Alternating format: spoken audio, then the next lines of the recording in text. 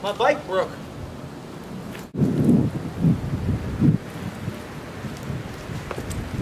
Hi.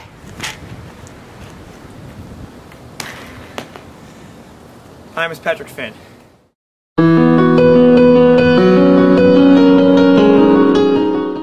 Hi, I'm currently a student at Anne Arundel Community College, and I've been there for around 3 years, basically because I've been trying to find my certain major. I've gone from a lot of different things, and then I finally found my calling, which is psychology. And I hope that one day I can become a teen therapist to help other teens that have struggled with the issues that TWLOHA Under Arms addresses and give them the hope and help that they need. I'm actually the president and founder of an organization at my college. It's called Renee's Soldiers, based off of Renee Yohe, and we're hoping the name will stay like that until next semester. Hopefully we will become a U chapter, and until then we're basically just focusing on getting the name out there, getting the word spread, getting a lot of members together, so that way when we become a U chapter, we'll really have a strong foundation to work off of, and we can go from there. When I think of community, I think of a general network of people that understand that judgment is not a factor, that basically look at love and use that as their one main tool to get things done, that accepts all different people from different ethnic backgrounds to different stories everywhere, people that are broken down, people that are high, everybody, and bring them in together as one. And I think by that kind of community, it builds a lot of love, and it builds a lot of hope. And with a foundation like that, anything is possible. When I was 18, I watched my mother die of cancer. And my mother was the most influential person in my life.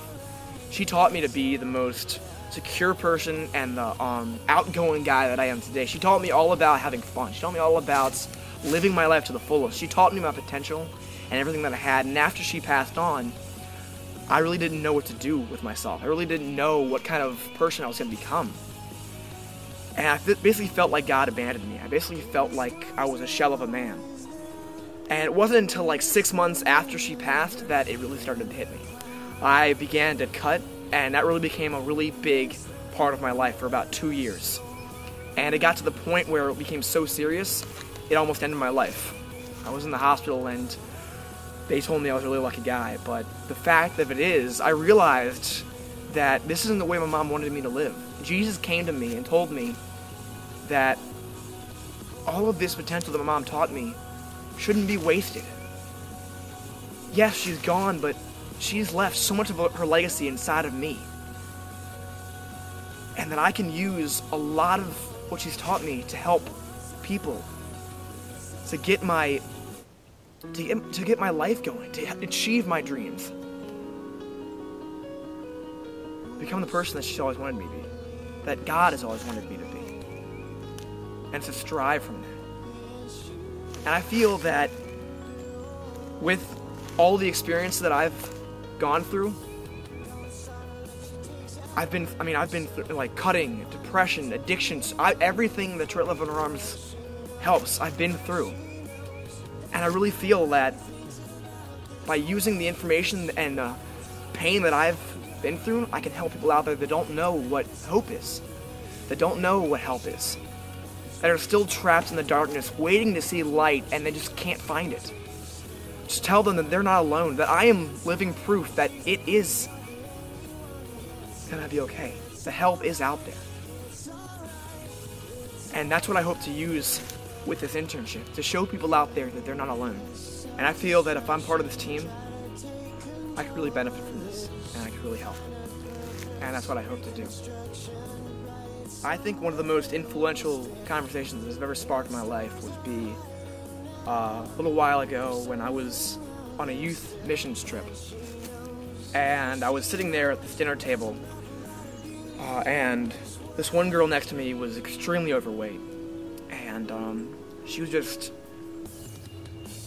I could tell that she really wanted to cry. And she really needed help. And I don't know what it was. I think it was the Holy Spirit inside of me or something that told me to get her help and talk to her. So after dinner was, after we had dinner, I took her into the kitchen and I asked her, are you okay? Is there anything going on in your life? I know you're upset about something. And right then and there, she just broke down in front of me and she started sobbing, and she told me that a couple years back she lost her mother, and how much her mother was a big part of her life, and how much she's been hurting in these past years, and she doesn't feel like she can go on anymore. And I felt like that was the most important thing for me to hear, because I had been through the same thing, and I felt like by hearing somebody going through the same thing that I did, I could help them. And I feel like it was God that made that happen. It made that conversation spark, because now she's a really good friend of mine, and now she's doing a lot better with herself. She's very involved. She does so much things with her life, and I just feel like that conversation may have helped, and it helped me too. It helped me realize that I'm not alone, that people out there are still hurting, and no matter what, we all feel pain, big or small. It doesn't matter what kind it is. It's still pain, and none of us are alone.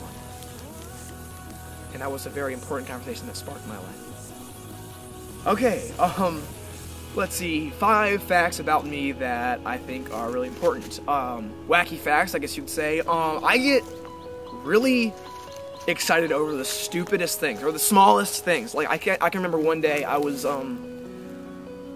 had just discovered there was a brand new type of gum, like this Orbit gum, and it just came out. I made everybody go around trying it, and I was just so excited about that because it just came out. Look at the positives. Even in the smallest things, we can really live life to the fullest, because we are given so much stuff in this world, and so much can make us happy from it. And if we just find little small things about it, we can really live a great life. Well, that's how I at least feel.